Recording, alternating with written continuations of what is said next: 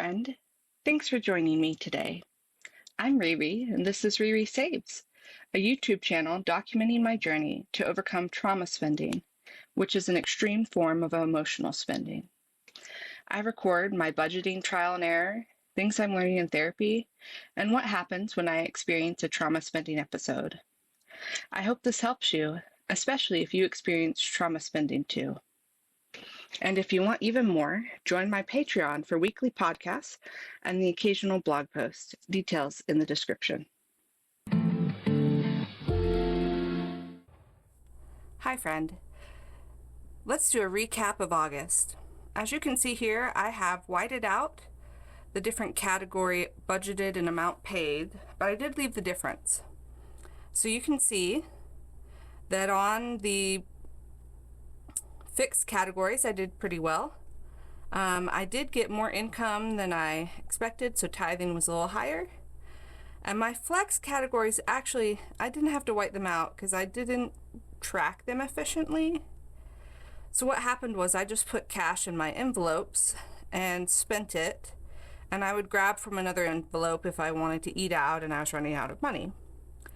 But I didn't keep track of that switching around, so I don't know at the end of the month how much I spent in each category. So what am I going to do differently?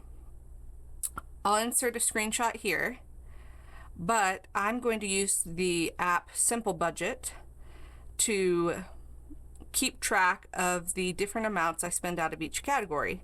And then if I move money from one category to the other, I can keep track of it in there. But it doesn't require you to enter like the merchants or the date or anything like that. It just is transactions and money moving between envelopes. And that way at the end of September, hopefully I'll be able to see what happened. But I will say I did stay within my cash amount. I didn't overspend the amount of cash I took out, which was great.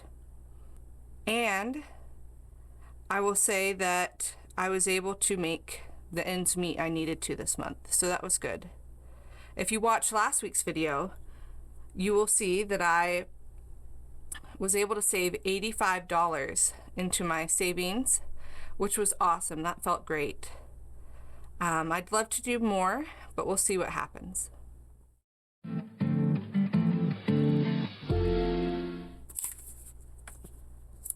All right. This week's budget, I pulled out a total of $235 for my flex categories. And I figured out the denominations here: 20s, 10s, 5s, 1s, and quarters. That's what the Q stands for. And then I counted out how much I needed in each category. And then I double checked it to make sure my math was right. But funny story, I went to the bank to withdraw this money and they thought I wanted $16 worth of quarters. And they told me, oh, you actually need like another $10. Your math is wrong. And I was like, oh, okay, just give me the 16. And yeah, so I had to go back and give it back and said, no, I actually only wanted $4 in quarters, not $16. I wanted 16 quarters. Anyways, so this was the breakup. And here is the money I got. Let's count it out. So we've got the quarters.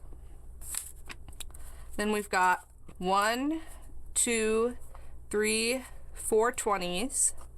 1, 2, 3, 4, 5, 6, 7, 8, 9, 10, 11 10s. 1, 2, 3, 4, 5 5s. 1, 2, 3, 4, 5, 6, 7, 8, 9, 10, 11, 12, 13, 14, 15, 16 ones. And then quarters, we have 1, 2, 3, 4 for $1. 1, 2, 3, 4 for $2. 1, 2, 3, 4 for $3. 1, 2, 3, 4 for $4.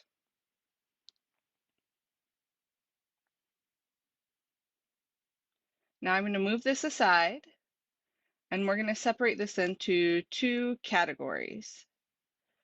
Now I will explain this a little bit in a second, but basically we're going to make two piles, one for each week. Now this is my income binder where I keep all of the week's money, week 1, week 2, week 3, and week 4. Now each week gets some money set aside so that I don't spend through it all at once. And that way it helps me regulate my budget. So let's go ahead and put this into two piles. Now, the only difference is the first week we'll be getting an additional 15 because I want to put all the pet budget up front because I think I'll need food.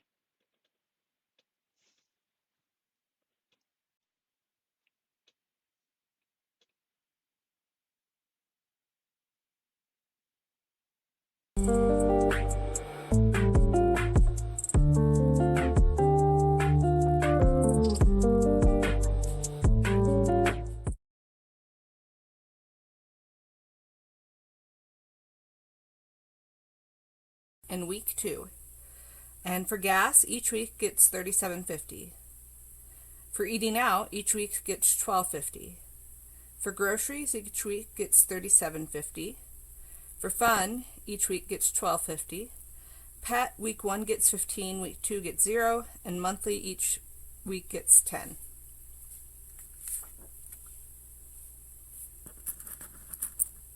And they each get $2 worth of quarters. So let's go ahead and put in week 2 the second pile.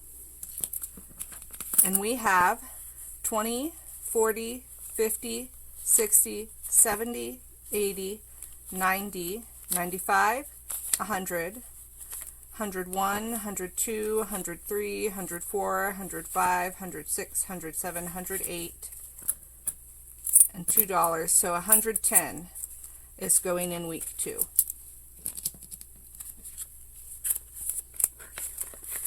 And the whole purpose of separating this into weeks is to make it so you can't blow through your whole budget at the beginning of a pay period.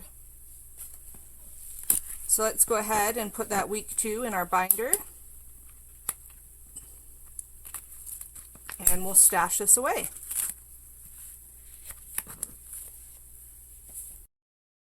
Now let's count week 1.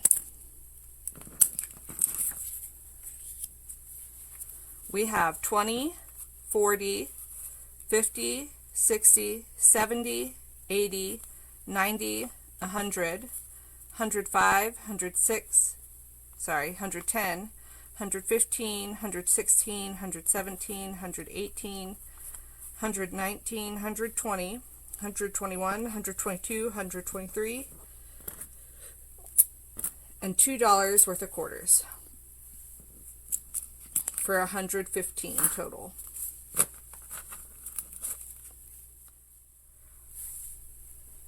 All right, let me explain my wallet. This is my wallet.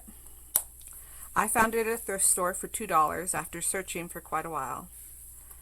But the envelopes I bought separately on Etsy. I'll link them below. So this week I have $2 left in quarters. In gas, groceries I spent everything, eating out has $1 left, pet has $10, but I'm going to save that, clothing had 0 to start with, monthly I spent everything, fun has some money left, fun has $2 left, outing had nothing to begin with, and back to bank is empty. Alright, let's start filling this up. So gas gets $37.50. So a 20, a 10, a 5, 2 ones, and 50 cents.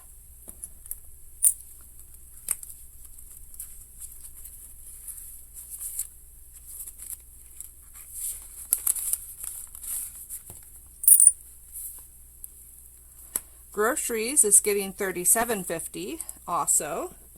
So a 20, a 10, a 5, and 2 ones.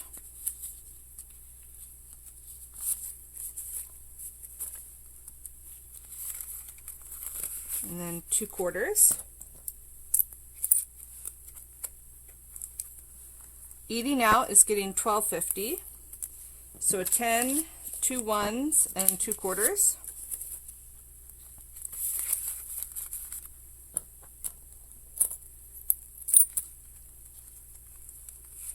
Pet is getting another 15. So a 10 and a 5.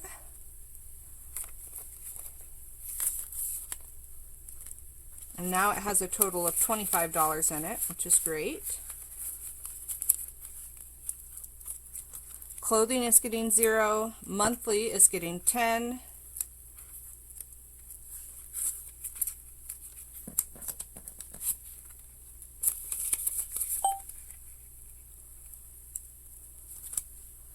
Fun is getting $12.50, so 10, 2 ones, and 50 cents.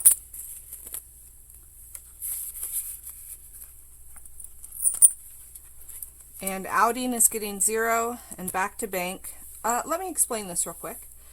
Back to bank is where I put money that I spend on my debit card instead of taking out in cash. So if I buy something, say on Amazon, and I have to use my debit card, I take the cash out of the correct category, put it in here, and then when I go to the bank again, I deposit it to equal it out. All right, so there are all the categories.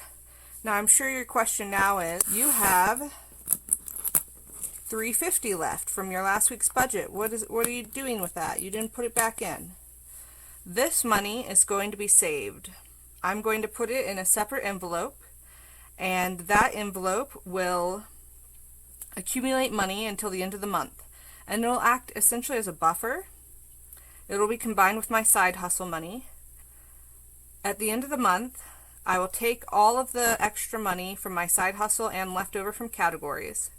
I will turn it into $5 bills. Anything left over will just get saved till the next time. And then those $5 bills get put into my savings. So I did that on my last video. Check it out. I'll leave a card up above where you can go watch it. And it's pretty fun. I'm saving for fun and serious things. Okay, we'll set this aside.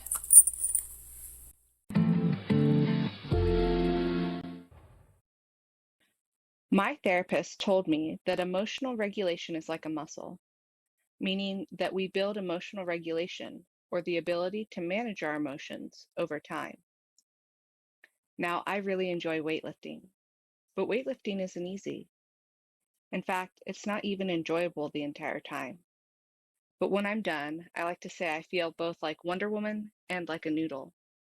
And I love feeling like I'm making progress and getting stronger. In the same way we build the muscles in our bodies, we build our emotional muscles. As we practice sitting with emotions and processing our emotions, we build our ability to handle hard emotions, emotions like sadness, anxiety, and anger. Now, what does it mean to sit with our emotions? It means to experience them fully, to lean into them so that our brains can process them appropriately. I do this by paying attention to how my emotions feel, and also paying attention to how my body feels, and just being there in that moment. Emotions pass with time, and if we give them space, they help us process our experiences. Thus, hard emotions that are uncomfortable are not necessarily bad.